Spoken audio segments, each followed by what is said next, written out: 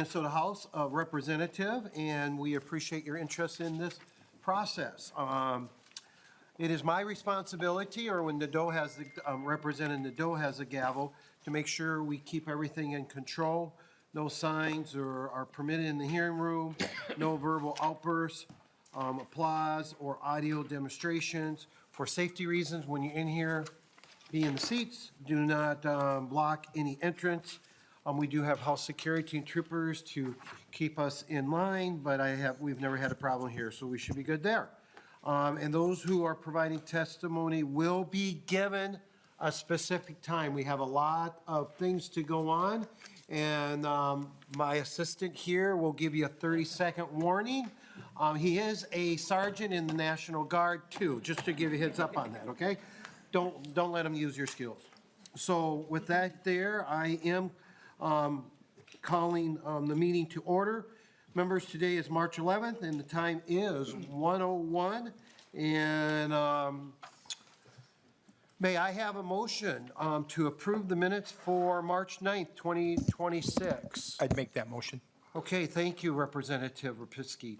Moves to approve the minutes of March 9th, and any discussion? Okay, seeing none. All those in favor say aye.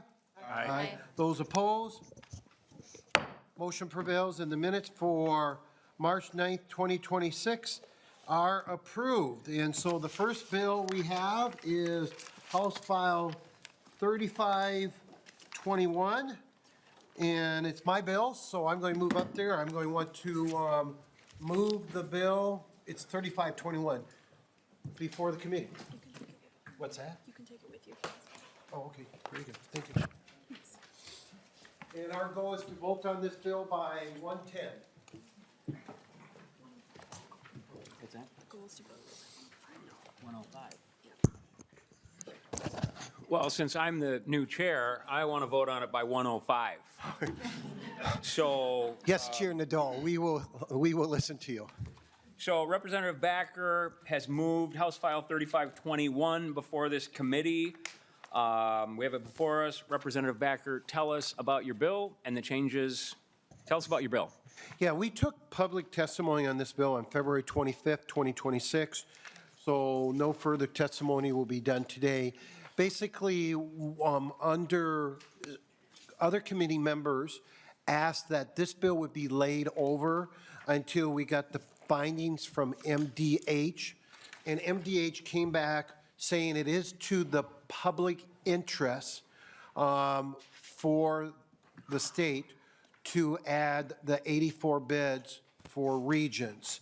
So that's why we tabled it.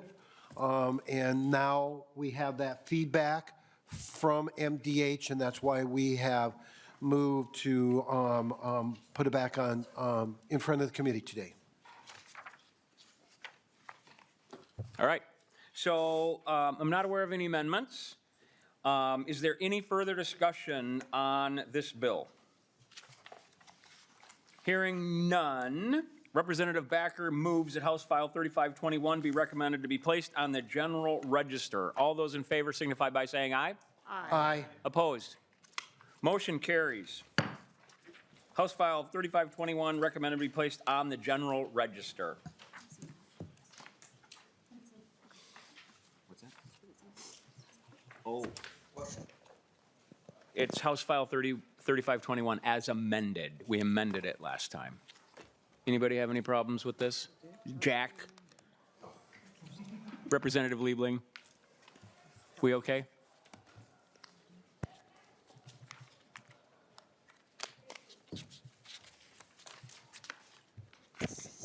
Mr. Chair, thanks for asking. I just don't recall that we amended it. How did we amend it? Elizabeth? Mr. Chair and Representative Liebling, it was a technical amendment. It was to make level 1, the 1, be a Roman numeral instead of an Arabic numeral. Oh, that's right. Well, thank you, Elizabeth. Mr. Chair. No wonder I don't remember. Thank you. Thanks for reassuring me, Ms. Clarkfist. Thank you. I didn't remember either, so I appreciate it. All right. So it has House File 3521 is recommended to be placed, what? As amended, is recommended to be placed on the general register. There. Well, Thank you, Representative Backer. Chair Nadeau, you met your deadline. I always mess it up when I'm up here.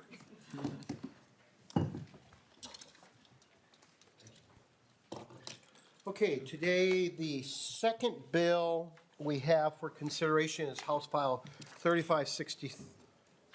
Yes, we have 3563. Representative Anderson, Representative Knutson.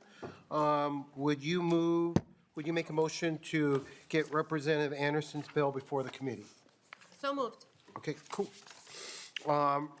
Representative Knutson moves that House File 3563 be recommended to be referred to the Committee of State Government, Finance, and Policy. We have the bill before us. Representative Anderson, welcome to the committee. Tell us about the bill, and our goal is to be voting on this bill at 1:30. That's our goal, and with that, go ahead, Representative Anderson, to your bill, please. Thank you, Mr. Chair. I don't know if it'll take 25 minutes. I was originally told I had 10, so I'll try to keep it Well, relative. just in case there's debate, so, Okay. but go ahead, we would love the 10 minutes today. All right, thank you. Members, House File 3563 is fairly simple and straightforward. It requires the licensing board to take action to suspend or revoke occupational licenses for people that are convicted of certain crimes. The bill, it adds essentially mostly fraud crimes and theft. This is more normal in other, states, and we need to be, if we're going to actually crack down on fraud and crime, we need to be serious about it. And so that's what this bill does. It's fairly simple. There is no fiscal note, and I know nonpartisan can potentially also go over the bill if there's members would like. I do have one testifier too who's on Zoom, and we can take that whenever you'd like. Yeah, all testimonies today will be limited to 90 seconds, and I got word that he just joined, so we have Scott Isaacson, President of Lyft Transportation, LLC. And Scott, you have the floor for 90 seconds. Can you hear us? I can. Can you hear me? Yes. Okay, very good. Thank you very much. Speak up a little louder. Chair and members of the committee, thank you. My name is Scott Isaacson. I'm a licensed NEMT provider in Minnesota and president of the R80 Transportation Coalition. I'm asking you to support HF 3563. Fraud in this program continues because there's been no real consequences in the past. This bill begins to change that. I ask you to even strengthen it further. Credible evidence of fraud should trigger immediate license suspension. Conviction should mean permanent revocation and permanent disqualification from all 14 public assistance programs. The family member loophole also must be closed. Convicted providers are restarting operations under spouses or relatives' names and continuing to defraud the system. Part of the reason this works for fraudsters is structural. MnDOT approves providers, DHS controls reimbursement, MCOs add their own layer, and no single agency is accountable for the whole picture. Fraud moves through those gaps by design. 30-second warning. I also urge the committee to consider enhancing credentialing requirements for higher risk transportation categories, particularly methadone and addiction treatment routes. These are fertile grounds for kickbacks, and a higher bar for providers in those categories would go a long way towards cutting off fraud. This bill is a step forward. Please pass it, strengthen it, and make fraud in this program a career-ending decision. Thank you. Okay, thank you, Mr. Isaacson.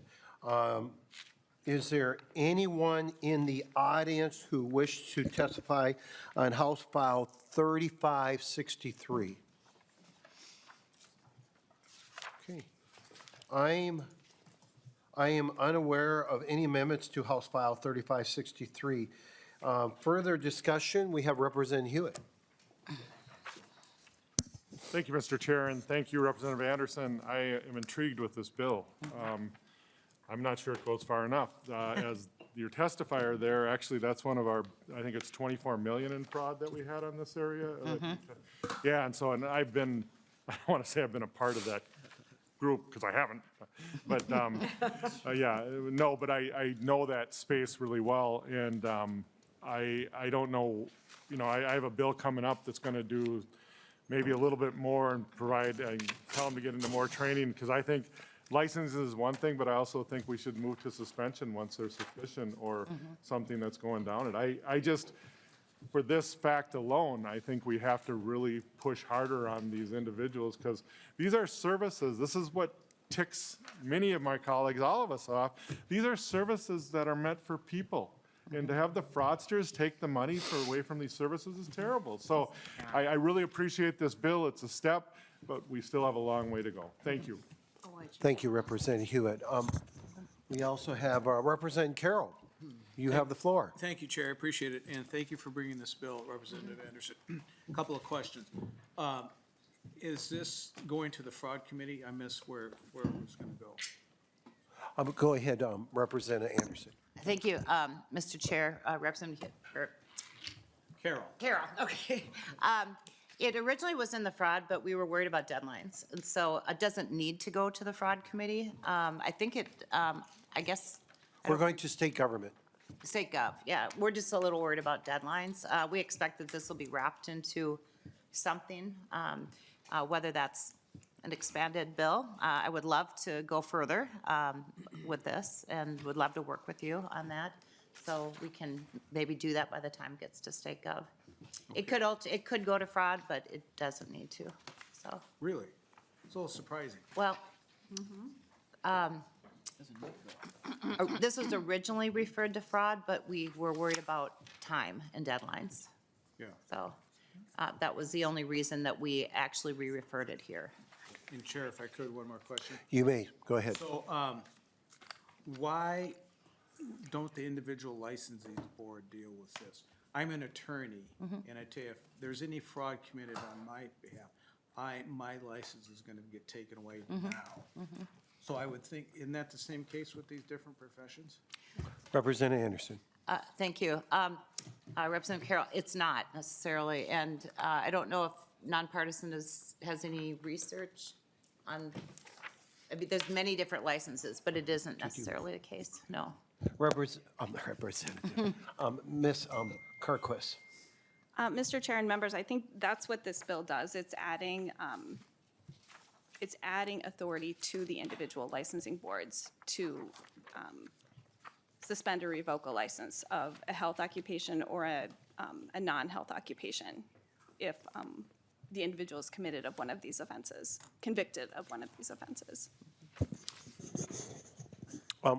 Follow-up, Representative Carroll? Well, thank you, Chair. I'm just surprised that there wouldn't be underlying authority to do that. Thank you. Okay, thank you. Did you, okay, just Chair Bierman, go ahead. Thank you, Mr. Chair. Just to follow up to that, my understanding is that the board would take action if there was a conviction of fraud already. So this is, my understanding is this would just be like adding suspenders to a belt that already exists. Okay. Yeah, go ahead, Representative. So what I understand about these non-emergent drivers, it's just a certification on the van with the DOT. They do not go through the health department. There's very minimal licensing, if any, on these individuals, and I think this is a good start. This has been going on for years. I mean, literally for years.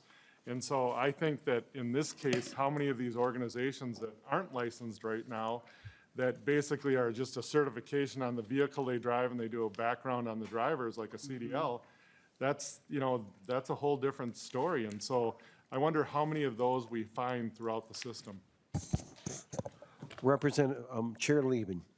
Thank you, Mr. Chair. And just following on that question for nonpartisan staff, are the people that we're talking about here, the drivers for the non-emergency medical transportation, are they covered under this bill? I was listening intently to our testifier, And I thought that what he was describing, the bill would not really address. Can you help me with that?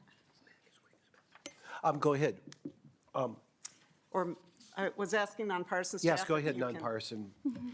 Mr. Chair and Representative Liebling, no, I don't believe NEMT drivers would be covered by this. This covers people regulated by a health-related licensing board or people regulated by a non-health-related licensing board. Okay, thank you. Follow-up?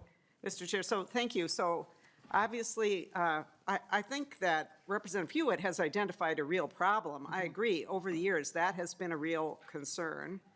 But this bill doesn't address that. And I think, you know, it's a great effort. We all absolutely want to get the fraud out of our programs. And if, you know, it makes people more comfortable to do the belt and suspenders, I'm fine with that. But just to recognize that this isn't moving the ball forward very much. Okay. Representative Anderson. Thank you, and thank you, Chair Liebling. I would be, again, happy to broaden this. So I'm trying to get things done that we can actually get past here, so. But it sounds like there is a will here to broaden this, and so I will be happy to do that. Yeah, I think it's a Mr. Chair. good idea with an amendment. And our final discussion here before we go to a vote. Go ahead, Chair Bierman. Mr. Chair, I would just suggest if we want to broaden it, maybe sending it to the Fraud Committee so they could do the work on it. They certainly have time, as far as I know. They've heard one bill this session, so they'd be wide open, I would think. Thank you, Mr. Chair. Yeah, right now, we are referring it to the state government finance policy. There's a lot of stops, and amendments can be added. So right now, this is going to move to state government finance and policy. Final comment to the bill, Representative Anderson. Thank you. As the Vice Chair of the Fraud Committee, I will commit that the Fraud Committee at some point will see it, but we need to hit our deadlines, so thank you. Okay, with that, Representative Knutson moves that House File 3563 be recommended to be referred to the Committee on State Government Finance and Policy. All those in favor of that motion say aye. Aye. Those opposed say nay. The motion does prevail. And House File 3563 is recommended to be referred to the Committee of State Government Finance and Policy. Thank you, Representative Anderson. Thank you. Now we have Representative Hewitt. You are on deck, and our goal is to vote for this bill at 1:35? Yep, 1:35. So that's our goal. So thank you, Representative Hewitt. Representative Hewitt, would you like to move House File 82 to get it before the committee? Mr. Chair, I would. What was that house number again? I have House File 82. Thank you. That's it. Okay, yep, we're on the same page. Thank you. So Representative Hewitt moves that House File 82 be recommended to be placed on the general register. We have the bill before us, members. Representative Hewitt, tell us about your bill, please.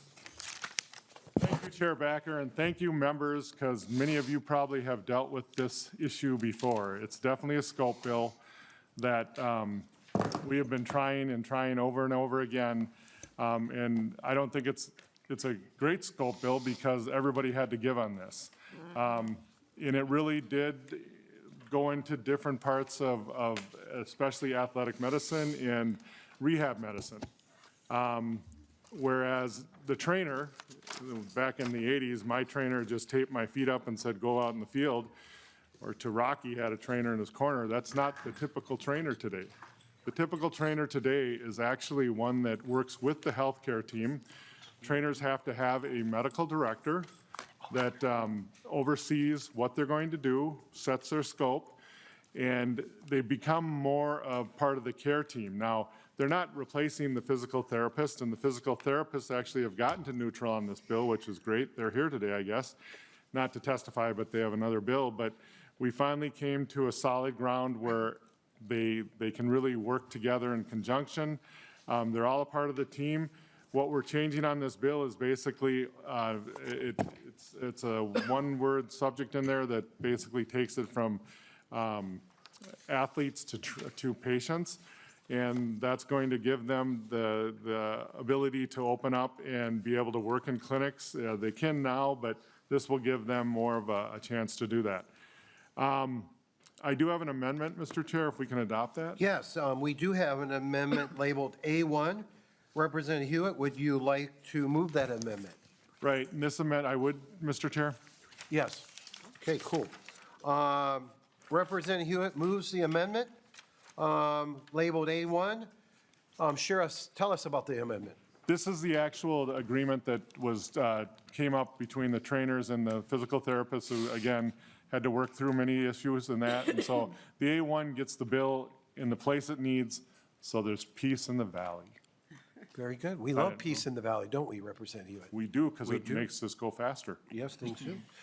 Okay, Representative Hewitt has moved the A1 amendment. Any further discussion? Chair Liebling. Thank you, Mr. Chair. And, you know, it's nice if there's so-called peace in the valley, but I think the whole issue of whether one profession is stepping on the toes of another is only one question. And the other question is, you know, what this does for the public and so on. So I would really appreciate, Representative Hewitt, if you could go through the amendment a little bit, and or somebody could, so that we understand what changes are being made to the bill as it has been out in the public. Sure, Chair Backer. Representative Hewitt, go ahead. Representative Liebling, thank you for that question, and I think that's really fair. I'm going to try to touch on it, and then I believe I have a testifier here that can also talk about it. Right, peace in the valley is one thing, but our job here, like we talked about the other day, is to protect the public also.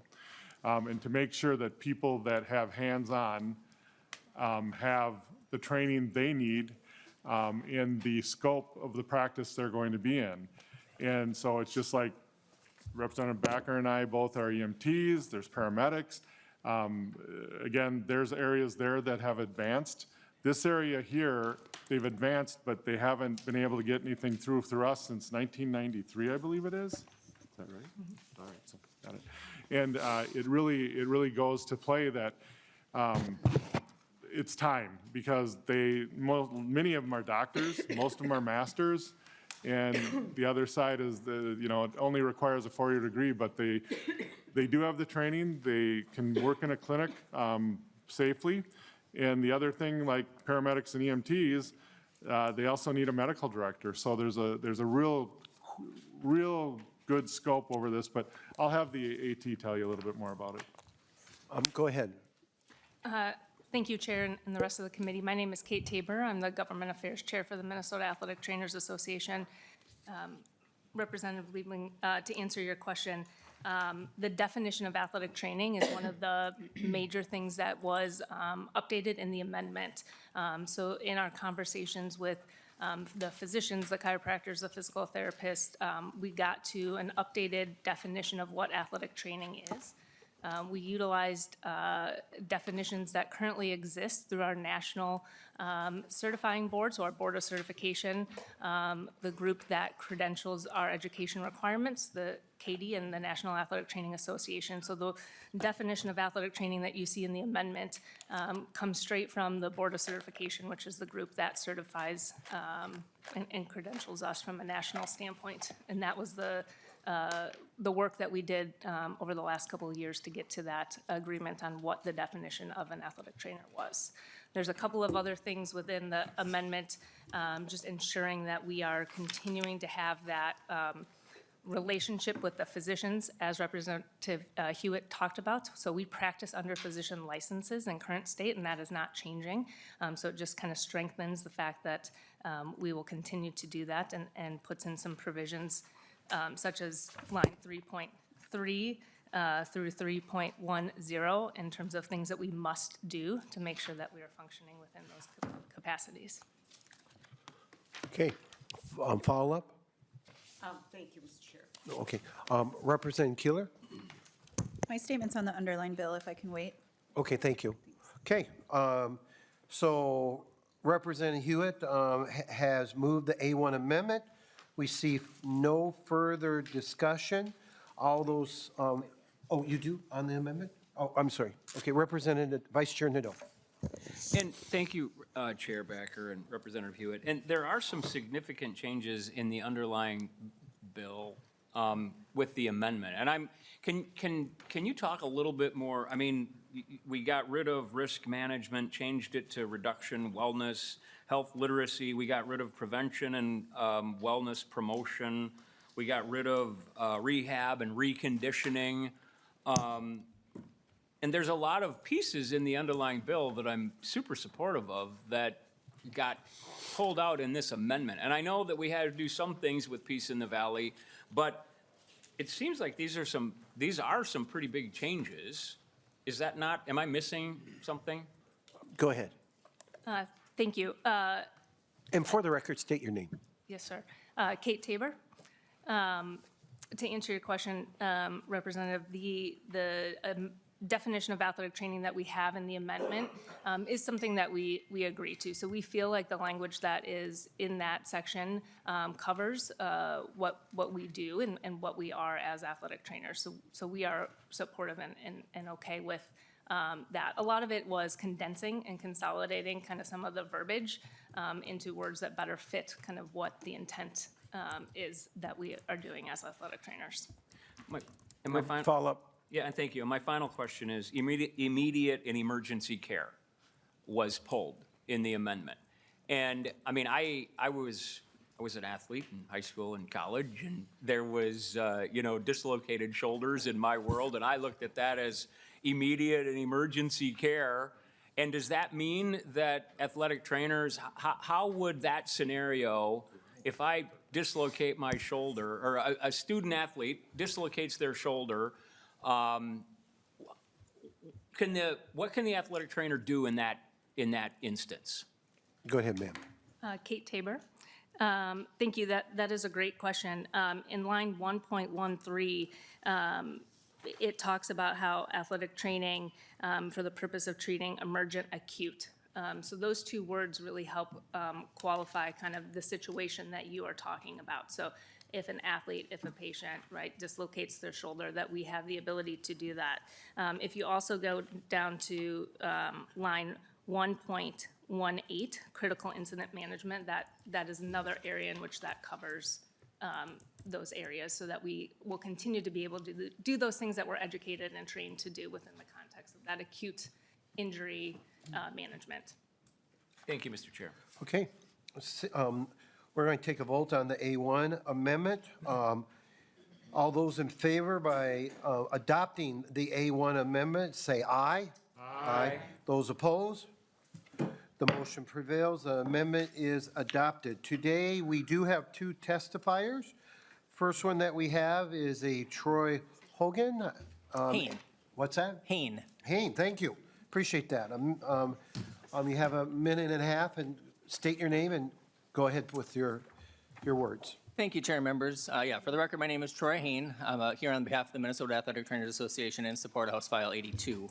We are healthcare professionals educated across the spectrum of care, ranging from prevention, emergency management, diagnosis, treatment, rehabilitation, and return to activity of acute and chronic orthopedic and non-orthopedic conditions. My athletic training education has prepared me to treat patients across the lifespan in emergency situations, including a life-threatening event on September 3rd of 2021. Near the end of the opening game of football season, the Waseca head football coach collapsed just feet in front of me. I rushed to his side to begin the primary assessment when it was evident he was not breathing normally and his heart was not beating. The athletic trainer from the opposing sideline also came over with the AED, which provided a shock, and within 2 to 3 minutes, that patient was conscious and alert before the ambulance got there and was able to be, saved in that situation. Just 1 week after that, another athletic trainer saved a color guard member prior to a football game.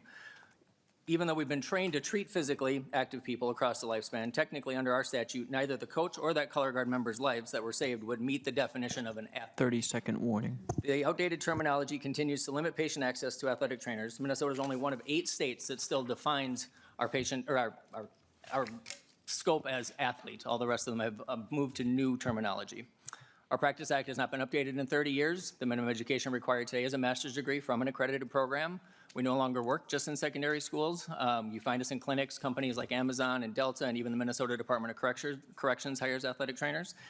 We've consulted with the Board of Medical Practice, who takes a neutral position on the proposed bill regarding the ability to regulate us. And in your packets, you'll find letters of support regarding this bill. Thank you.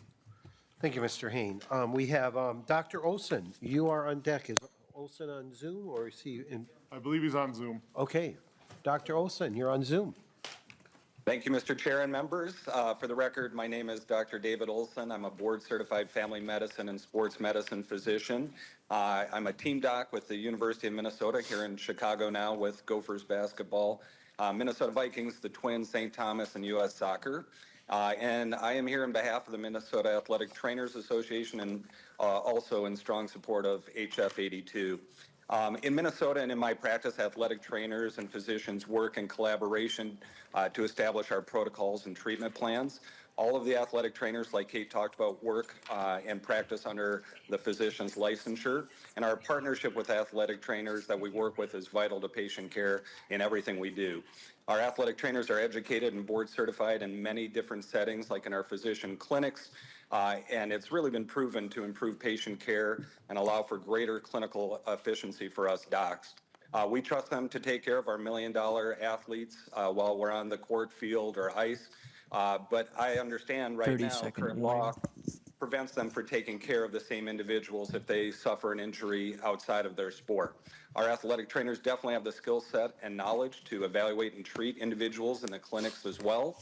And really, for all of us, our neighbors, you, your families, and the Minnesota people really deserve to have access to these athletic trainers because they are highly skilled healthcare professionals.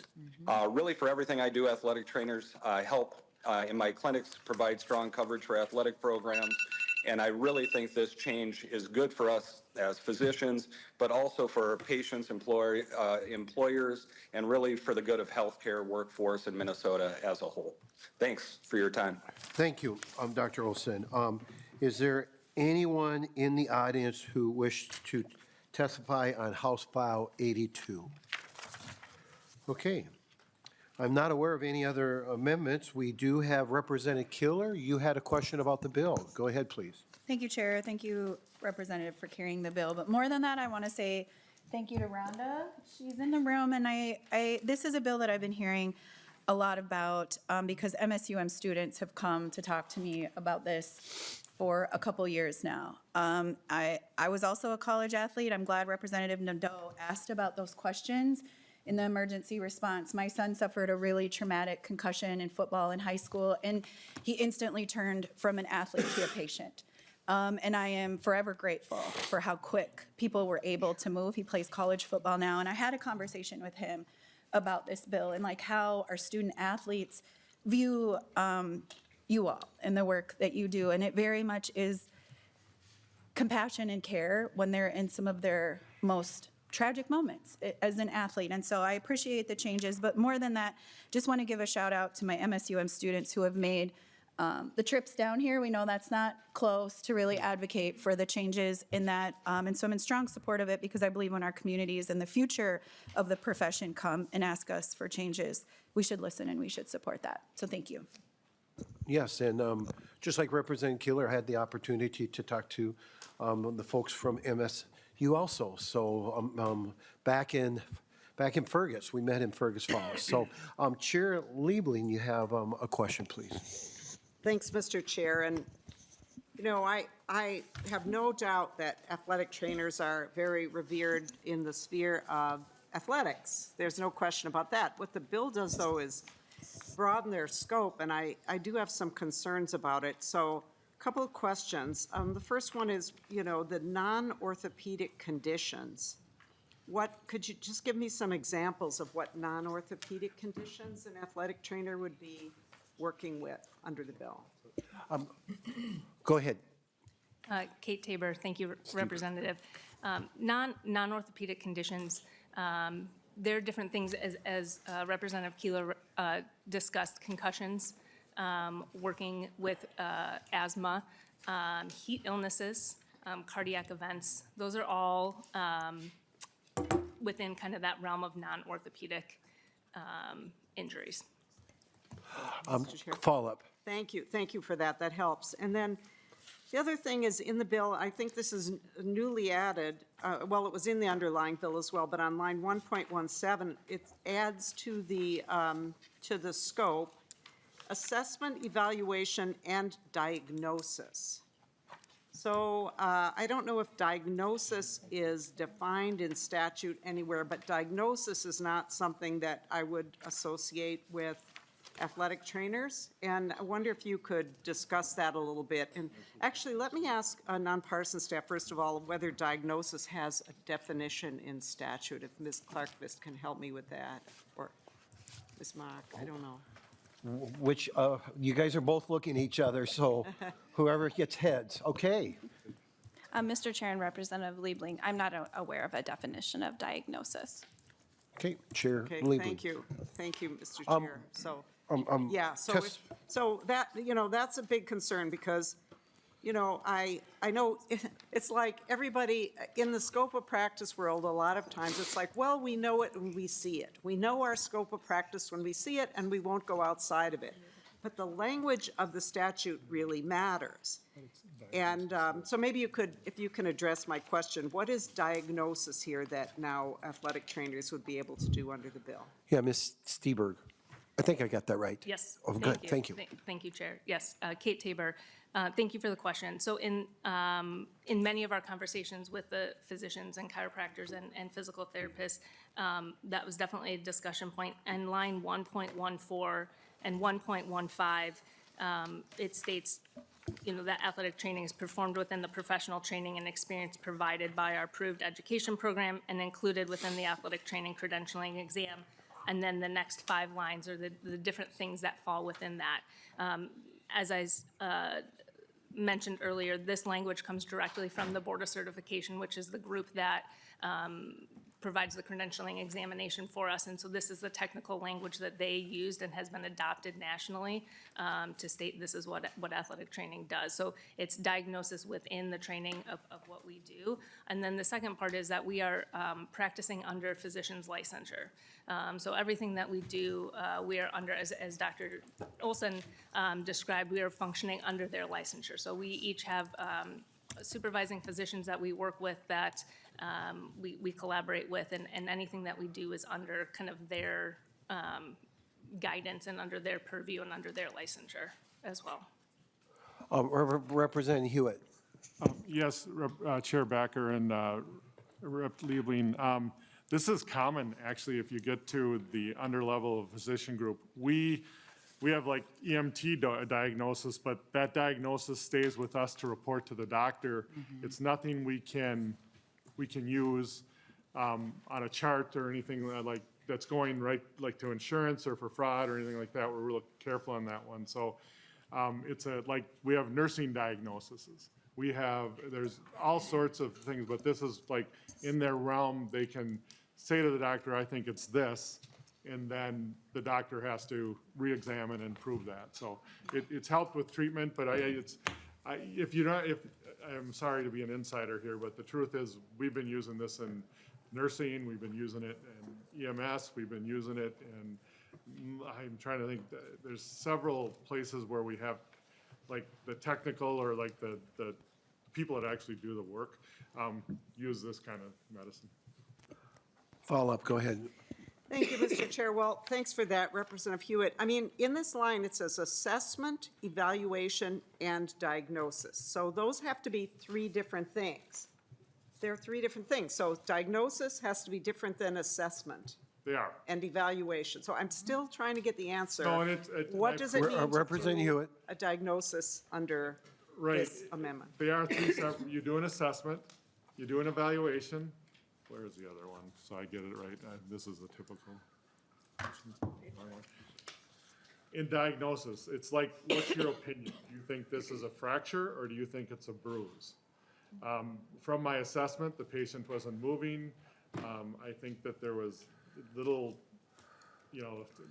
I'd have to see the patient. I'm sorry, I'm not as educated as they are. So do you understand that it's a process that they have to go through when it's the process any of us have to go through when we're not a doctor.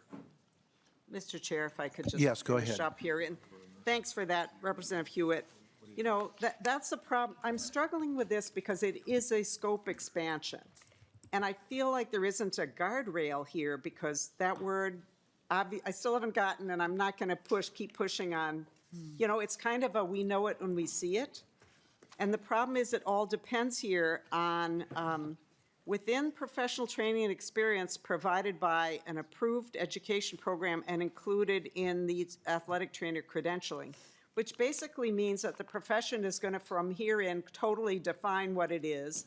And if we start teaching you how to read EKGs, then that's going to be within your scope because you'll know how to do it because of training or something like that. I mean, I don't know what it would be, but I just, and I do want to say about the practicing under the auspices of a physician, I think that's all good. That does give us some comfort. However, how many times have we seen here that then the profession has that, then they're like, well, this is meaningless supervision. We don't really need this. We know what we're doing. That has happened with so many professions. And that's a slippery slope thing. I know that's not really before us today, but if we're going to do this and give this expansion and say it's not just about athletes, it's about patients, I think we need to at least understand what a diagnosis is. I mean, that they're now allowed to do, and you define diagnosis by referring to assessment. It's got to be something different, and I'm just not comfortable with it. It's okay. I don't want to use all your time trying to define diagnosis, but just saying this is why I'm not comfortable with the bill. Thank you. We're going to go to Representative Gilman. She's going to have the final comment, and then we're going to take a vote. Folks, go ahead, Representative Gilman. Thank you, Chair, and thank you so much, Representative Huot, for bringing this bill. Again, I've got student athletes, and I love the letters of support, even from our local high schools, with sports injuries happening and in different things happening, but we've also seen an official go down and have a massive heart episode, and they were there, and we swiftly responded with getting the necessary things, getting to the right door, so there was a life saved. And I've also seen young students be inspired to go into that field, especially when they've suffered an ACL injury, or like for them it was, a season-ending injury happened, but the way they were treated swiftly, and then the processes that they were referred on to physical therapy, and there's a care team model. So I love that we're able to bring things like this forward, and because there's more athletic trainers in our schools and all around and in college, I'm just very supportive of this. So thank you for being here. Okay, thank you, Representative. Representative Huot, the final words. Thank you, committee, and thank you, Representative Liebling, for the robust and very good questions, and I understand where you're at. Representative Gilman just summed it up for us, though, is like, as an EMT, I don't know what a torn tendon is. I know I can stabilize it. I can put them in my ambulance and bring them to these guys who can, the doctors and people like that, and they can treat them. So we all have our roles, right? And I'm glad that we finally got this here. I'm hoping that with your support, we were able to pass this on. And Mr. Chair, where are you sending it? We're going to General Register. Oh, goodness. Okay. Yeah, we're going. Well, I'm ready for it. We're going to the big football field, okay? There we go. Okay. Well, Representative Huot moves that House File 82 as amended be recommended to be placed on the General Register. All those in favor of the motion say aye. Aye. Those opposed say nay. No. The motion does prevail. House File 82 as amended is recommended to be placed on the General Register. Thank you, members. We now have House File 2689, Reyer, Vice Chair Reyer. Our goal is to vote on this at 2:04. That's our goal. So that is our fourth bill we have consideration today. Representative Reyer, would you like to move House File 2689 to get in before the committee? So move, Mr. Chair. Okay. Okay, what's this? Okay, Representative Reyer moves that House File 2689 be recommended to be referred to the Committee on Judicial Finance and Civil Law. We have the bill before us. Can you please share us about the bill? Thank you, Chair Backer, Chair Bierman, members.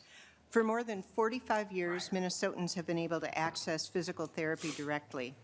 Yet there are still unnecessary barriers to this access, including a 90-day limit on care without a physician referral, extra appointments, and confusing rules for newly licensed physical therapists. These obstacles don't improve care. They can slow recovery, increase costs, and sometimes lead to more expensive treatments. House File 2689 addresses these outdated restrictions by modifying the physical therapy practice governing provisions. The bill removes the 90-day referral requirement, allowing patients to continue care without interruption. It modernizes the statute to reflect the education, training, and licensing standards of doctors of physical therapy. It also clarifies how physical therapists and physical therapist assistants collaborate to deliver safe and efficient care. Additionally, it strengthens title and term protection and gives the Board of Physical Therapy authority to enforce the rules and issue fines when necessary. Importantly, this bill does not expand the scope of practice.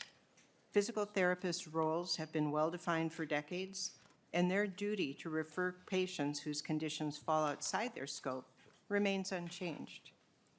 Mr. Chair, I do have an author's amendment, the A2. Shall I speak to that now as well? Yes, yes, go ahead, because we are moving that amendment labeled A2. Speak to that amendment, please. Thank you. So the author's amendment makes clarifications taken in part from stakeholders. And when I say stakeholders, there have been many, many conversations to refine this bill, work through points that weren't clear and that were problematic for others in various professions. So it was a carefully crafted amendment. It clarifies and reorganizes the physical therapist assistant supervision requirements. It strengthens term and title protections for PTAs, the physical therapy assistants, and physical therapy, and it removes physiotherapy, which was a pain point for one of our stakeholders. It adds athletic trainers as providers whose practice is not considered physical therapy. It restores the failure to refer requirement for PTs to refer a patient to the appropriate health provider if the patient is not progressing. And it updates student supervision from on-site to direct supervision. And Mr. Chair, that is the A2. Thank you. Further discussion, further discussion on the A2. Okay, seeing none. Representative Reyer has moved Amendment A2. Hearing no further discussion, all those in favor signify by saying aye. Aye. Those opposed? That motion prevails. The amendment is as adopted. Today, we have a hearing of 5 testifiers on House File 2689. You are limited to 90 seconds. And the first on deck is Professor Holly Clinch. Thank you. Go ahead. State your name and go for it. I am Holly Clinch. I've been a licensed PT for 42 years and a professor of physical therapy at St. Catherine University for 28 years. And I'm here today to speak in support of House File 2689. PTs have been providing care in Minnesota since the 1950s. We are more prepared than ever to deliver care via direct access. All PT programs in the United States, including Minnesota's programs, are required to be delivered at the post-baccalaureate doctoral level with a minimum of 96 weeks of education, including a clinical portion of at least 30 weeks. Let me be clear, we do not make a medical diagnosis. We make a physical therapy diagnosis. In fact, we are required to do so by Medicare and other third-party payers. So what does that mean? Every physical therapy initial evaluation includes a review of the patient's medical history and screening for red flags, followed by tests and measures to assess the patient's functional status. We determine the impact of physical impairments, things such as decreased strength, pain, or impaired balance, on the patient's ability to move as desired, and we treat those impairments via PT. Referrals are made for conditions requiring care outside of PT or requiring consultation prior to PT.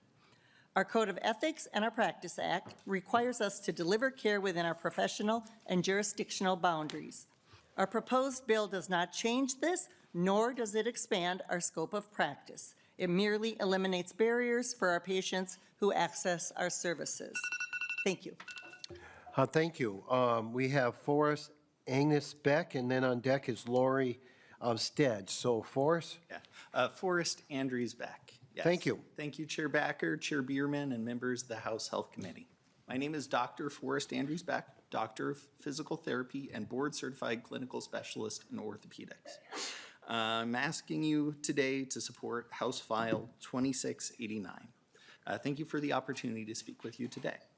I'm speaking in support of the change to the Physical Therapy Practice Act. As a physical therapist, I spent my morning seeing patients, and I am taking this afternoon to ask you to support removing the remaining barriers for direct access to physical therapy.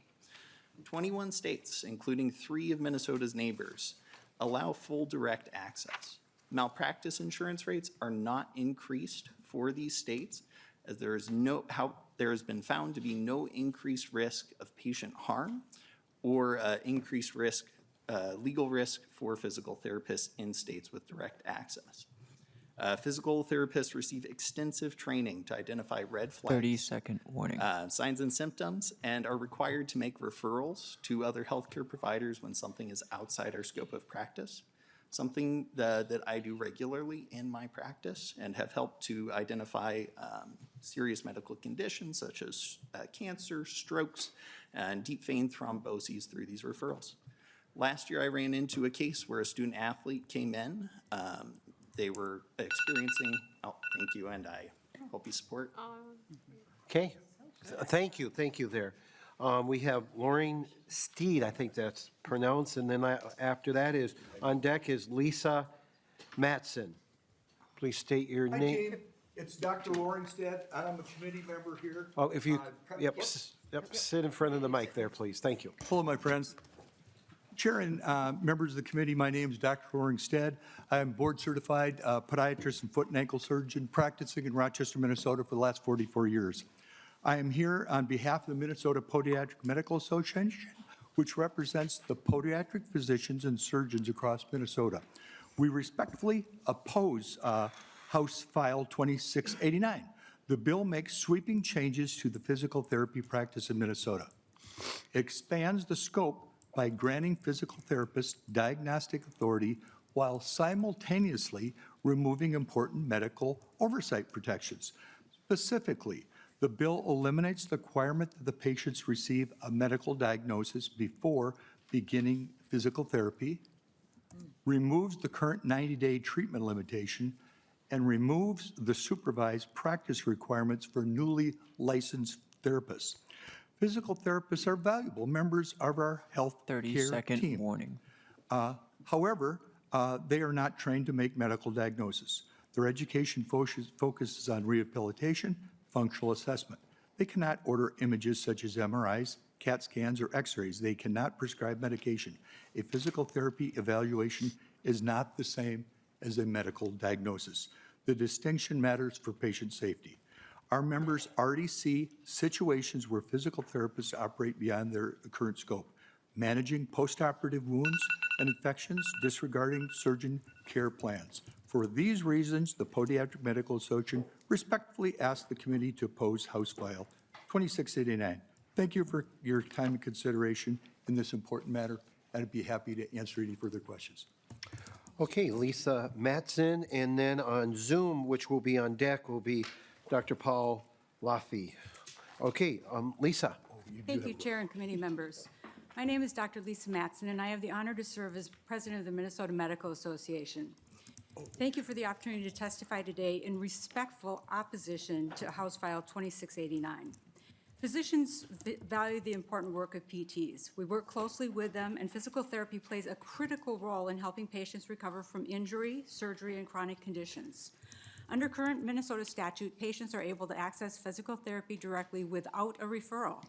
However, the law includes an important guardrail. A physical therapist may treat a patient without a referral for up to 90 days, which is 3 months. But if that patient is not improving and treatment needs to continue beyond that point, the patient must receive an order or referral from a physician. Persistent musculoskeletal symptoms can sometimes be the first sign of a more serious underlying condition, such as an infection, neurologic disease, or a systemic illness, or in the case of children, a developmental disorder.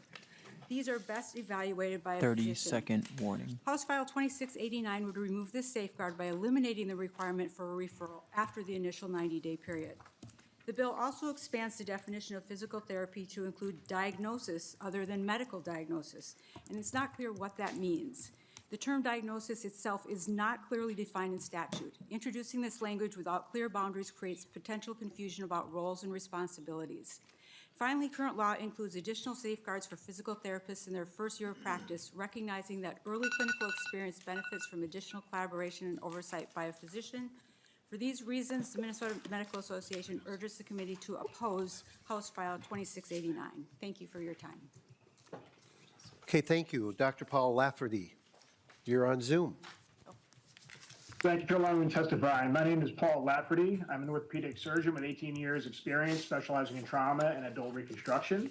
I'm here to testify respectfully in opposition to House File 2689 on behalf of the Minnesota Orthopedic Society. I echo all the concerns that were previously raised. I've also seen firsthand how serious medical conditions can masquerade as routine musculoskeletal pain. With missed or delayed diagnosis, it can have devastating short and long-term consequences for patients. I recently treated a 90-year-old gentleman whose case illustrates our concerns very clearly. He had a stress fracture of his femur due to long-term bisphosphonate use, a rare condition well known to orthopedic surgeons such as myself, but not necessarily to physical therapists, and the fracture was in imminent danger of becoming complete. He was being treated with extensive PT for hip pain prior to being seen by me. His son ultimately decided to bring him in on his own accord to be evaluated, and after a thorough history, physical examination, and plain x-rays, I diagnosed the impending fracture and was quickly able to perform the needed surgery. I've also seen many simpler instances of 30-second warning. Thank you. Were inappropriately being treated with physical therapy and ultimately got the appropriate treatment once I was able to engage the patient. I hope you can see how this can lead to delayed or inaccurate diagnosis.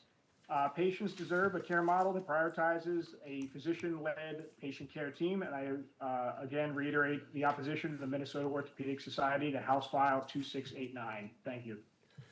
Thank you, testifiers. Also, members, there are written testimony in your packet. You'll find them in your packet online. Is there anyone in the audience who wishes to testify on House File 2689?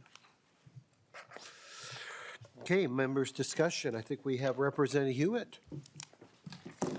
Thank you, Chair Backer. And physical therapists, I don't know which one of you want to answer it, but both of you should come up. Or I have a quick question for you. Obviously, you both have good clinical backgrounds. When you have a patient that is exhibiting some sort of reason to get an MRI or an X-ray, what do you do? Ms. Clinch, go ahead. It probably depends in what setting you're in. If you're in a private practice, you would probably contact the physician directly. If you're in a skilled nursing facility where I spent a lot of my clinical practice, you might go through the nurse or you might call the doctor directly. You may request, something that, depending on the situation, you may ask, could the patient be sent for an MRI or an X-ray or something like that. Sometimes we've asked for blood work to confirm if maybe a patient has anemia or something like that. We don't try to diagnose it, but we will talk to the doctor and share the signs and symptoms that we're seeing and the response to therapy. Mr. Chair, a quick follow-up. Yep, go ahead. So obviously what you're seeing in both these bills today are people that work in the healthcare continuum. And it's so important, I was a part of it at one time, that we understand that medicine has changed, access has changed, scopes are changing, but you're still hearing how we work together collaboratively. As you heard the physical therapist just say, I'm going to call the physician. If not, I'll work through the other nurses or whoever I have to do if I think that we have to look further. She did not say she's going to order it. She is not saying that she could order it. She just said, I'm going to make that recommendation. And I understand we have another turf territory here, but I think holding them back from what they really are skilled to do, how the patients relate to the physical therapist, I think that would be a mistake. So there's my 2 cents. Okay, Representative Gilman. Thank you, Chair, and thank you so much for bringing this bill. I am a co-author on this bill.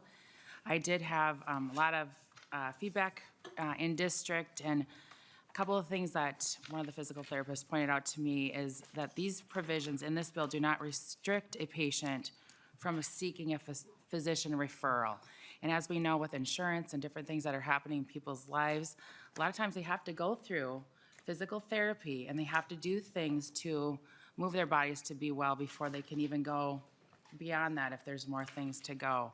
And what I'm excited about is that this will make life more affordable for Minnesotans.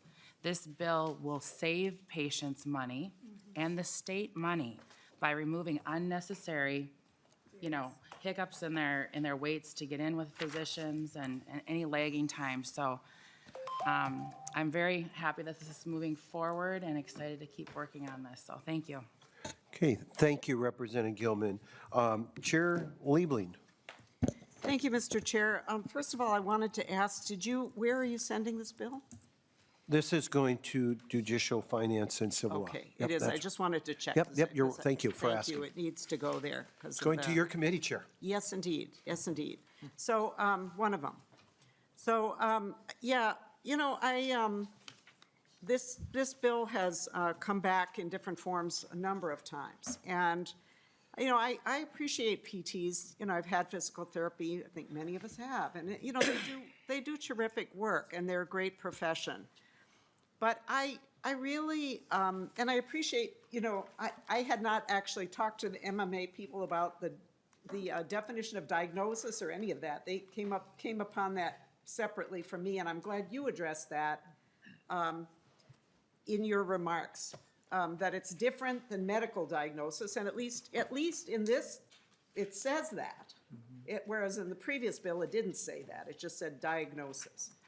But I do have a concern. It doesn't seem to me that having somebody who comes out of school operate under referrals is such a burden for 1 year, and then they're done for the rest of their career.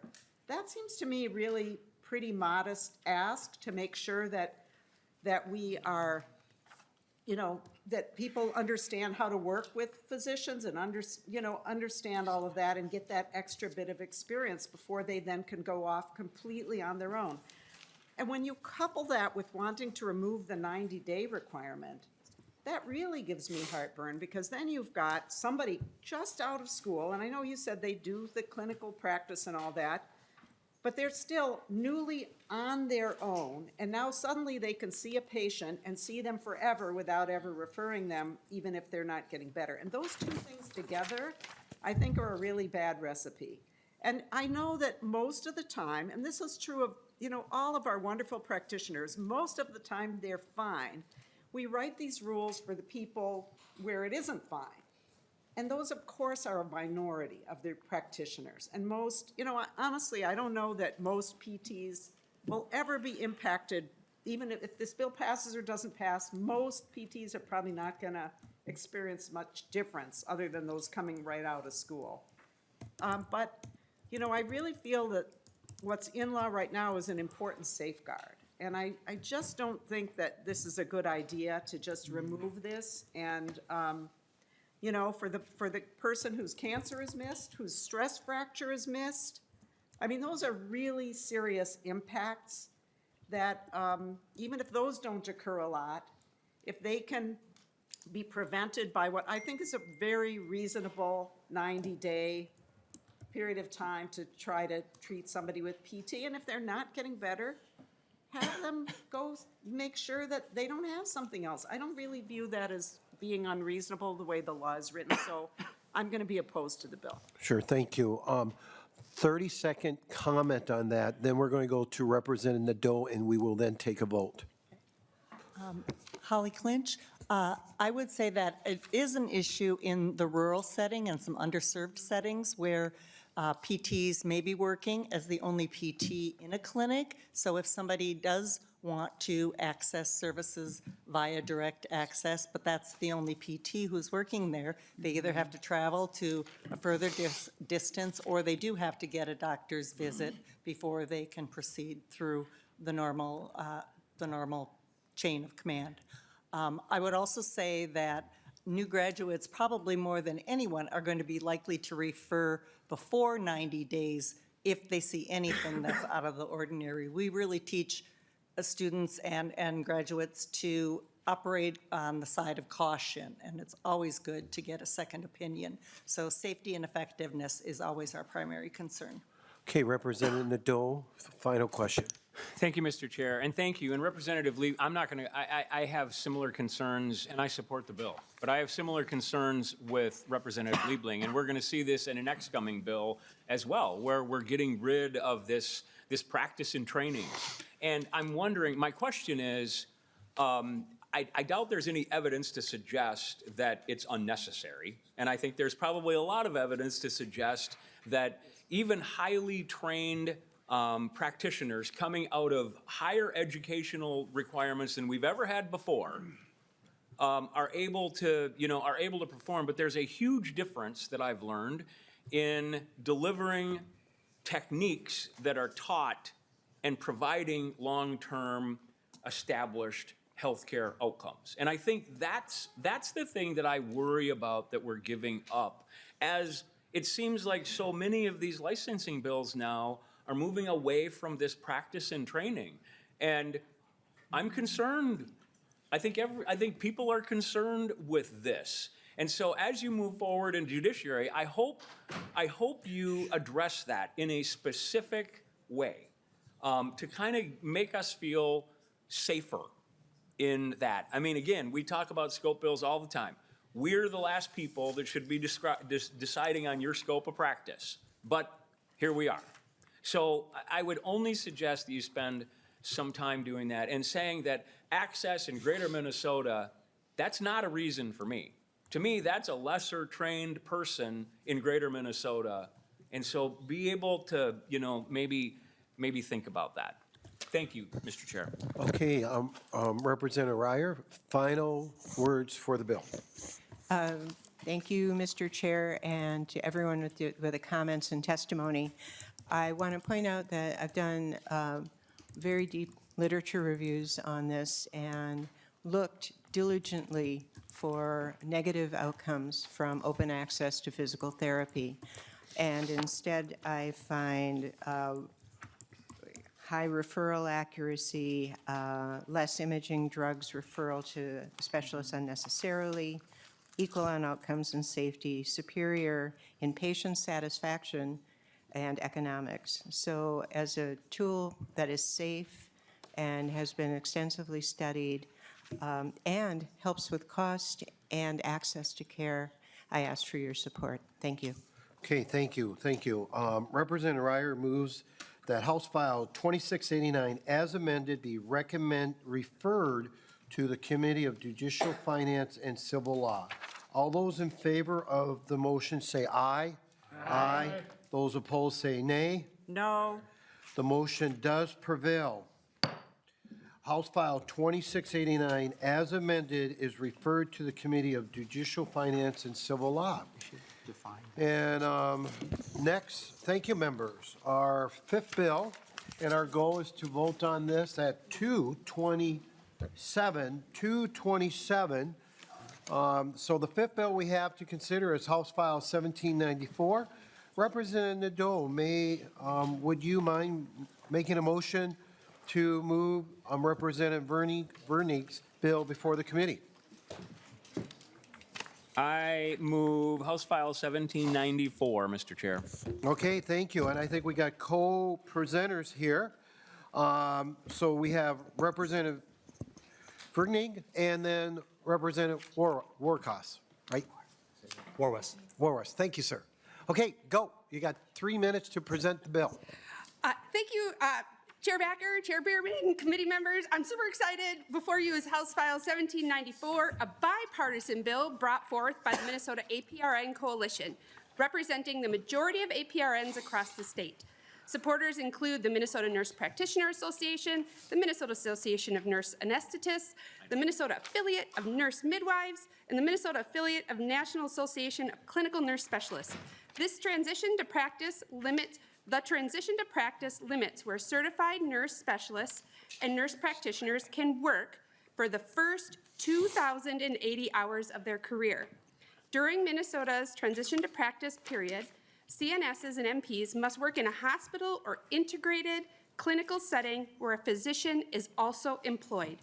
The TPT Repeal Act would remove this barrier to practice and help to solve access shortages in mental health, primary care, and especially in greater Minnesota. Not only that, it would align us with 16 other states, including our neighbors North Dakota and Iowa. APRN's education and licensure requirements prepare them for practice. With me today, I have some testifiers who can speak to the value of APRNs and why this is needed, including my colleague, Rep. Warwas. Good afternoon, everyone. Rep. Cal Warwas for the record. First time in Health Committee, excited to be here with you.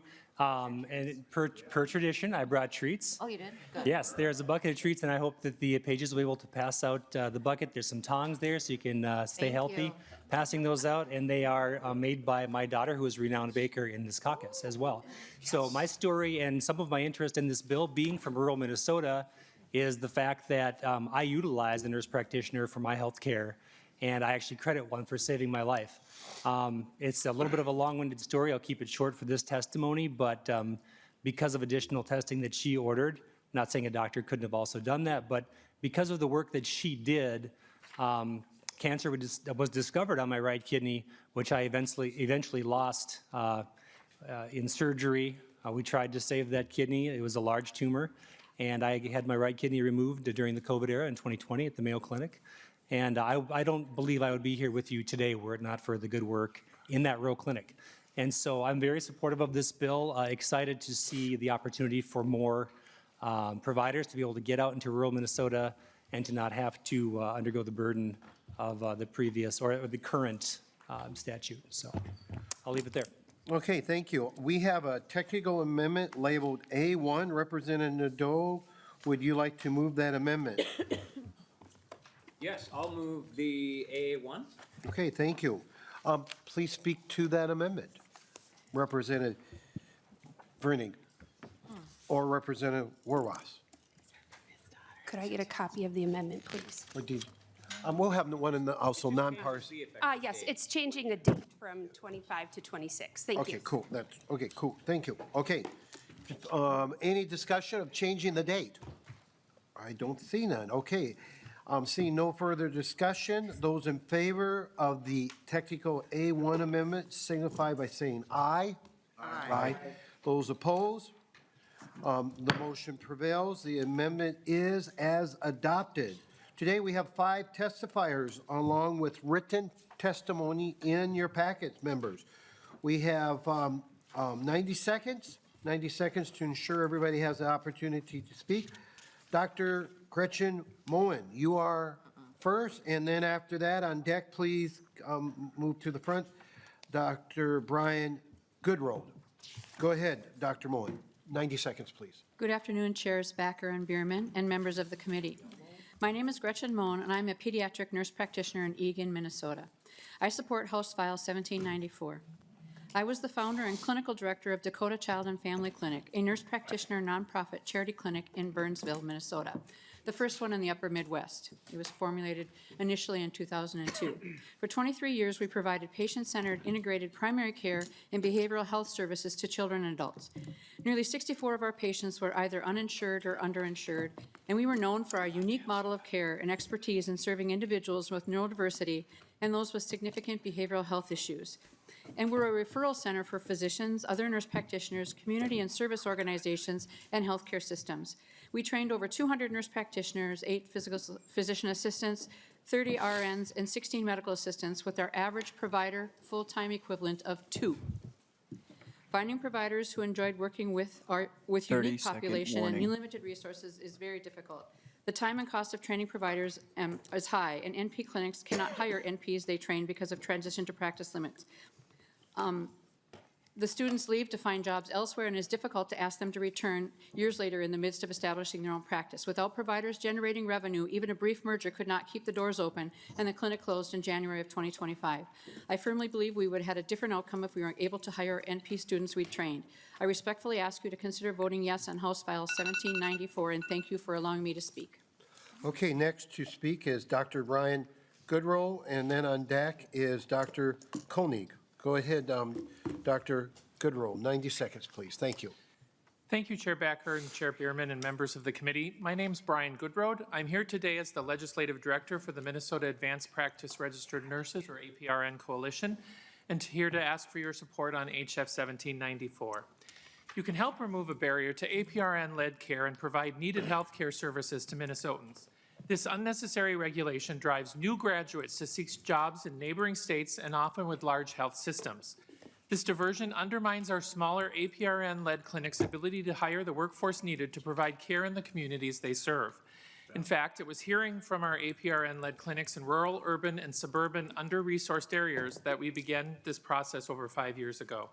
This outdated barrier is truly redundant to existing standards. Rigorous master's or doctoral education, clinical program accreditation, and national board certification exams already ensure safe entry-level competence. Additionally, most APRNs have multiple years of practice as an RN prior to preparation for their advanced role. Evidence spanning almost 60 years demonstrates the quality, safety, and cost-effectiveness of NP and CNS care. You've heard from others how this barrier restricts access to health care. Ultimately, repealing this requirement will help alleviate the state's severe shortages of primary and mental health providers by expanding access to care, particularly in Greater Minnesota. We ask for your support for HF 1794. Thank you. Thank you. Dr. Koenig, again, please state your name. You're on deck. And she's on Zoom. Okay, she is on Zoom. Okay, yes, you're right. My mistake. Go ahead. Go ahead. And then after that is on Zoom, Sarah McCumber. Go ahead there, Dr. Can you all hear me okay? Yes. Thank you, Chair and members of the committee, for the opportunity to testify in support of bipartisan House File 1794. I'm Dr. Naomi Koenig, nurse practitioner and owner of Sela Wellness Clinic. We operate 4 clinics in multiple underserved counties with HPSA scores of 19 and 20, indicating severe provider shortages. Our team provides integrative primary care, psychiatry, and substance use treatment. Despite these challenges, our depression treatment program has achieved over a 90% remission rate, and our clinics have received dozens of state and local awards for quality care. Under current law, I spend tens of thousands of dollars each year paying a physician solely to meet a statutory supervision requirement. That expense does not improve patient care, it simply satisfies an administrative mandate. Those resources could be used to recruit clinicians, expand services, or improve access to care. NP clinics already maintain strong clinical oversight through a structured NP fellowship. 30-second warning. New providers always have an experienced NP available for consult and guidance. This bill is modest and practical. There are no licensing changes. It allows NPs to supervise NPs. This bill strengthens Minnesota's healthcare workforce, supports metro and rural communities by removing unnecessary barriers so providers can focus on what matters most, delivering timely, high-quality care. Thank you for your consideration. Thank you. Next is Sarah McCumber, and then on deck is Dr. Lisa Matson. Hi, I'm Dr. Sarah McCumber. I'm a 25-year advanced practice certified nurse practitioner and also a nurse practitioner educator. I'm testifying from the Duluth area. I am in strong support of House File 1794 to align our Minnesota practice with 16 other states and DC. This is not a license change. APRNs provide excellent, high-quality, safe care. APRNs also hold a high standard for mentorship and collaboration in any setting that we work. Physician supervision is expensive and unnecessary. I have physicians who refer patients to me, and I refer patients to physicians. So I strongly would request your support for this bill. Thank you. And then Lisa Matson. Oh, you're up there. Thank you. I'm up here. Thank you, Mr. Chair and committee members. My name is Dr. Lisa Matson, and I have the honor of serving as president of the Minnesota Medical Association. Thank you for the opportunity to testify in opposition to House File 1794. Minnesota physicians value the very important role that APRNs play in the healthcare system. Physicians work closely with them every day to care for patients across a wide range of settings. I send my own daughters to see an APRN, and if I was at Mayo, I would send them to see an APRN there because they work in a physician-led team. Under current Minnesota law, newly licensed nurse practitioners and clinical nurse specialists complete at least 2,080 hours of practice under a collaborative agreement with a physician. This period allows new clinicians to transition into independent practice with structured mentorship and support while caring for patients within a team-based environment. One's definition of normal is based on their understanding of abnormal. That's why doctors go to medical school for 4 years and do residency for 3 to 8 years, so we can see enough abnormals to differentiate between them. House File 1794 would take away an additional year of supervision and interfere with APRN's abilities to hone their skills. They run the risk of missing abnormal things and also of calling normal things abnormal, resulting in unnecessary testing, unnecessary procedures, and increased patient stress. It is also true in medicine that the more you learn, the more you appreciate how much you don't know. And when we don't realize what we don't know, we all become dangerous. Changes to scope of practice laws should be carefully evaluated to ensure training, oversight, and team-based care structures. I strongly encourage you to oppose House File 1794. Thank you. Okay, thank you. Is there anyone in the audience who wishes to testify on House File 1794? Okay, clarification, this would move to the general register. I don't think I was clear with that at the beginning. I'm not aware of any other amendments. We have discussion, and we have Representative Gilman. Thank you, Chair, and thank you, Representative Virnig, for bringing this bill, and also you, just the people that are on it. This question, I think, is for Dr. Naomi, is it Koenig, I believe, who is on Zoom, if she's available? I just had a couple questions for her because she talked about the rural aspect of it. Is she available? Dr. Koenig, are you available? Yes, I am. Thank you. Okay, go ahead, Representative Gilman, with your question. So, thank you for your testimony. Would removing this requirement allow you to open additional clinics and expand services in underserved areas? Go ahead, Doctor. Thank you so much. It would. Rural communities, as well as suburban communities, often struggle to recruit and retain physicians. Nurse practitioners are more likely to practice in underserved areas, as evidenced by Sela Wellness Clinic, operating within 3 different rural underserved communities. Experienced NPs love mentoring and supervising other NPs, helping to stabilize the communities in which we serve. I currently have multiple different students that I train and teach that reach out to me over their entire lifetime of practice. So it's that relationship building of collaboration of care. By expanding and allowing to open additional clinics, we can improve continuity of care in communities where providers are scarce, removing barriers, not preserving barriers. Okay, Representative Gilman? Yeah, thank you so much. That's it? Yeah. Okay, thank you. Chair Liebling, go ahead. So I would like to offer a little bit of history on this. We've been getting emails, I think, from the APRN Coalition that say something like, this outdated regulation's been there for decades. Well, I'm here to tell you that it's, I think, 12 years old, not decades, and it was put in place for a reason. And so in 2014, I believe it was, at that time, APRNs practiced under an agreement with a physician. Every single one of them was supposed to be under a collaborative agreement, just like we just talked about with the athletic trainers. And they found that burdensome, and they made an argument, which was a good one, that a lot of times those agreements were just in form, but really meaningless, that it just involved having a contract with a physician who never really supervised them anyway. And they made the very same arguments about access and rural access and all of that. And what you see in the statute now represents a compromise that reflected the concern that nurse practitioners would go off and never have contact with physicians and not have the learning that comes from, as one testifier said here, knowing what they don't know. And so I think they're fine and they've done very well. And, I think they're a wonderful part of our healthcare ecosystem. But what you have in law right now, again, is just, I view it as a modest sort of additional reassurance that when they are going to go into a lifetime of their practice, that they go into it having had some experience in a collaborative setting with physicians. Now, I saw in one of these pieces of paper that we were given, one of these, advocacy pieces, that there's cost to that. That's something I wasn't aware of. I mean, I recognize there might be tweaks that need to be made to this. But to me, just simply removing the requirement, one of our testifiers here today said, NPs supervise NPs.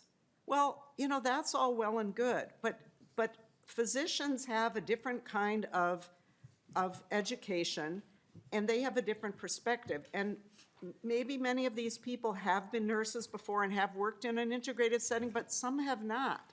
And so to just say, it's fine, go into practice the rest of your practice life and never have worked, possibly, in a collaborative setting with physicians where you understand who does what and what, so you get a little sense of what you might not know, I view that as a patient safety issue.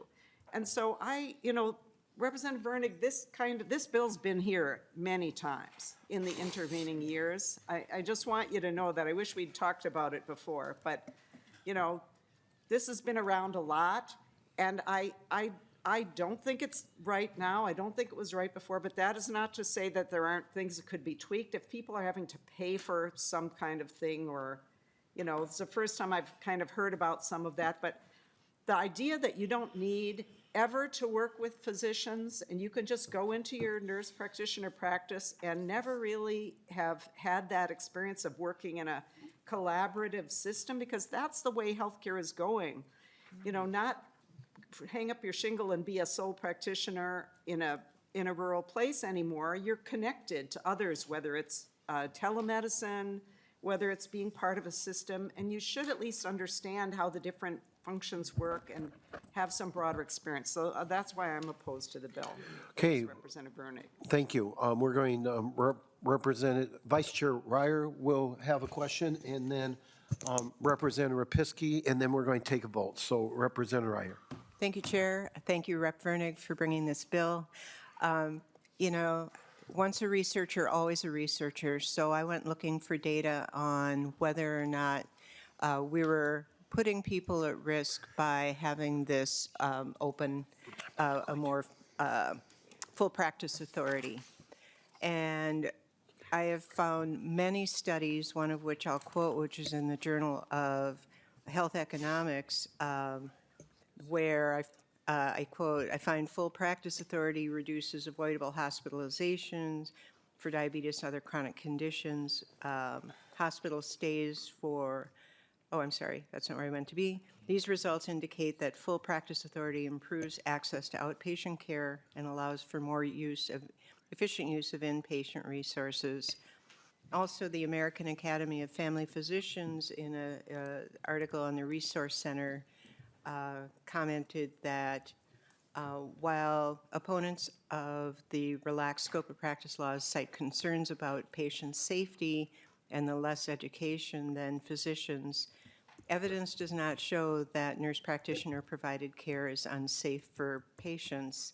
And the findings suggest that allowing NPs to practice without physician oversight could reduce healthcare spending without harming patients. I did look at many studies. These aren't just two that happen to say that, and not just cherry-picked results, just for the record.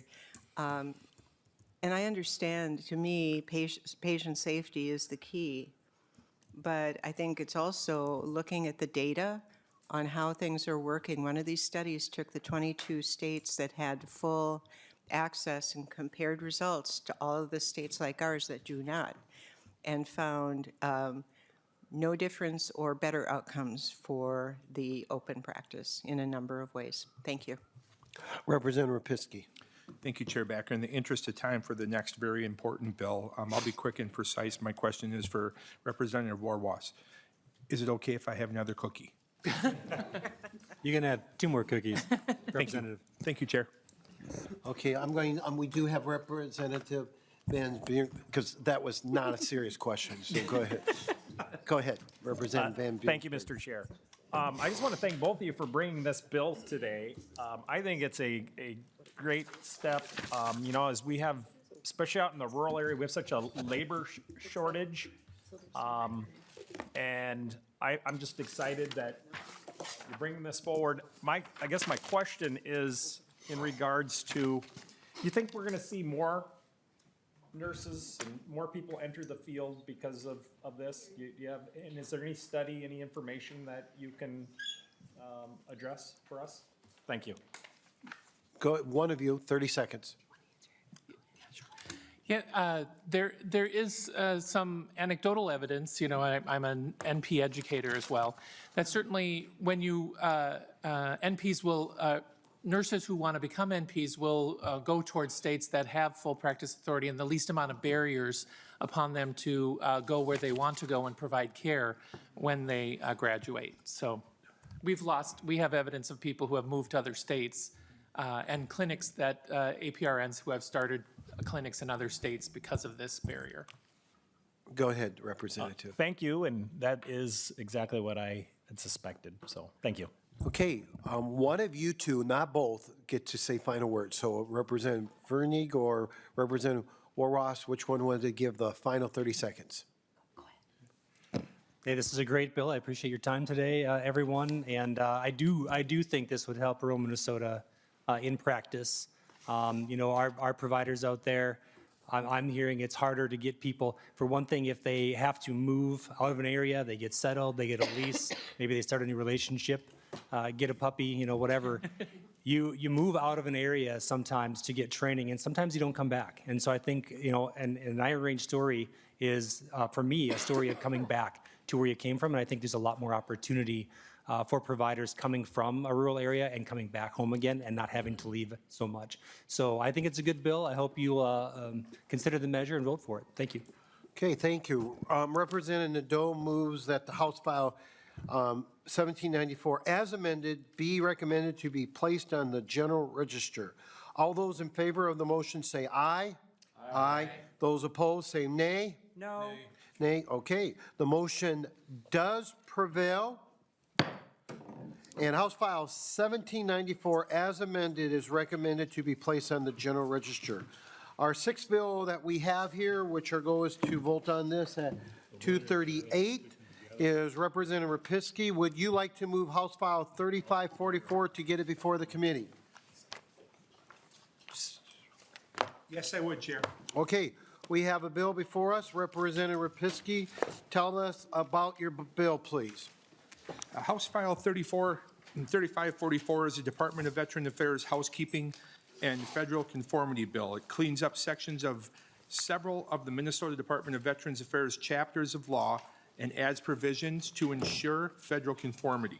The bill allows for the reclassification of the current Chief of Staff position to Deputy Commissioner of Administration. The bill also cleans up outdated statutes and ensures that MDVA funds and programs are channeled towards eligible individuals who have not forfeited their rights to federal benefits. And Chair Backer, I would have an amendment, Code A1, to clarify the forfeiture of benefits are strictly veterans' benefits and the veterans' chapters of statute. So we have an amendment labeled A1. You spoke to that. Is there any questions from the members about the A1 amendment? Representative Lee. Thank you, Chair. Could you give me some examples of what the veterans' benefits that could possibly be forfeited be at this? Yeah. Thanks. Representative Repinski, go ahead, please. Thank you, Chair, and thank you, Representative. At this time, I'll turn the mic over to testifier John Kelly, Director of Government Affairs for the Department of Veterans Affairs. Thank you, Chair and members. For the record, John Kelly, Director of Government Affairs for MDVA. So we're looking to align with the federal forfeiture. So all of our enumerated benefits in statute would only be eligible to those who have not forfeited their federal VA benefits. So take your pick in Chapter 197 and 198. So burial in the state veteran cemetery, state soldier assistance program, admittance to a state veterans home, all of those, we are seeking to align with the federal government. And if you forfeit, and again, forfeiting your federal benefits under the list of offenses in Chapter 61, we're talking about violations of the Atomic Energy Act, treason. These are like high crimes. There's a high bar to clear for this. So, but we feel like if you've been forfeiting your federal benefits in a time of tight fiscal resources, we want to make sure that state veterans benefits are going to those who served honorably and haven't been convicted of high crimes under Chapter 6138 Code of Federal Regulations. Okay. Okay, Representative Bonner, do you have a question to the amendment or to the bill? Kind of both. Okay, go ahead with the kind of both one question. So I'm just curious, when we say this, and I understand and appreciate the explanation, but when we say forfeit, do we mean if, like you listed off, admittance to a registered veterans home, for example, or a burial? Are we talking about you have to have forfeited as the result of a crime? Or are we talking about someone has decided that they do not wish to be admitted to a veterans home? They do not wish to be buried in a funeral plot, and so that now makes them ineligible in other ways? That's the part that's not entirely clear to me on this bill. Mr. Kelly. Mr. Chair, Representative, so there's not a voluntary forfeiture. If an individual has committed a crime under the list of offenses in Chapter 61 of federal law, they forfeit their federal VA benefits. It's a cause and effect. We will be implementing, if this was to become law, a regular cadence of updates with the federal VA so that we know who these folks are. And so, no, if this is not about choosing to not have benefits, this is the federal government, after a conviction, you no longer have the ability to receive federal VA benefits, you would also be forfeiting state benefits. This is us aligning with the feds. If you are ineligible for VA benefits, you'd be ineligible for MDVA benefits. But it's not a voluntary thing. It would be after a conviction in a court of law. Okay. Members, I do like to take a vote on the A1 amendment, if there's no objection to that. So hearing none, all those in favor of the A1 amendment signify by saying aye. Aye. Those opposed? That amendment motion prevails. The amendment is adopted. Is there a further discussion on House File 3544?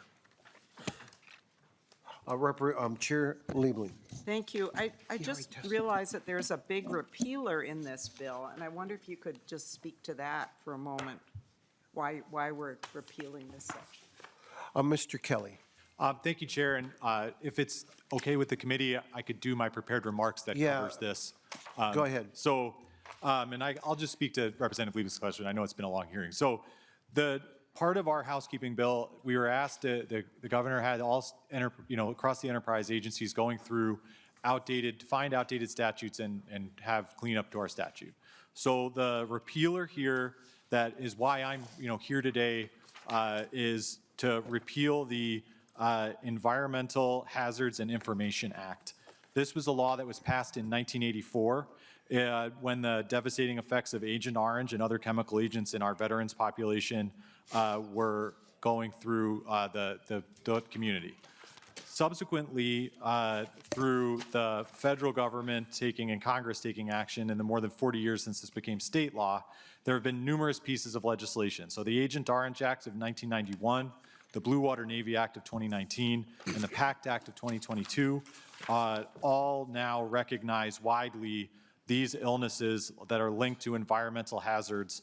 And the MDVA's position that was effectuating this law has not been filled since 2001, because this is a widely known presumption that continues to be updated by the federal government. In 196.24, there are duties for the Commissioner of Health, and that is why we're here today. So this is, even though it's in 196, which is one of the 3 chapters of law relating to the Veterans Affairs Department, it mentions the Commissioner of Health. Just similar to the department no longer taking on this work at the state level, due to the changes in recognition by the Congress and the federal VA, the same as for the Minnesota Department of Health. So these duties under information to health professionals, genetic information and counseling and technical assistance are no longer being carried out, and so we're repealing it. We cleared this with the Minnesota Department of Health. They have no issues with this repealer, and so that's why we're here today. Okay. I see no further discussion. And there's no other amendments, okay? Hearing no further discussion, Representative Repinski, 30 seconds, final word. Thank you for hearing this bill today, Chair and fellow representatives. I renew my motion to recommend that House File 3544 as amended is re-referred to the General Registry. Okay, thank you. All those in favor of that motion say aye. Aye. Those opposed say nay. The motion prevails, and it's hitting House File 3544 as amended is recommended to be placed on the General Register. The final bill we have for consideration today is House File 3516. Chair Schomacker, would you like to move House File 3516 to get it before the committee? Thank you, Mr. Chair. I move House File 3516 to be re-referred to the Committee on Ways and Means. Yep. Thank you.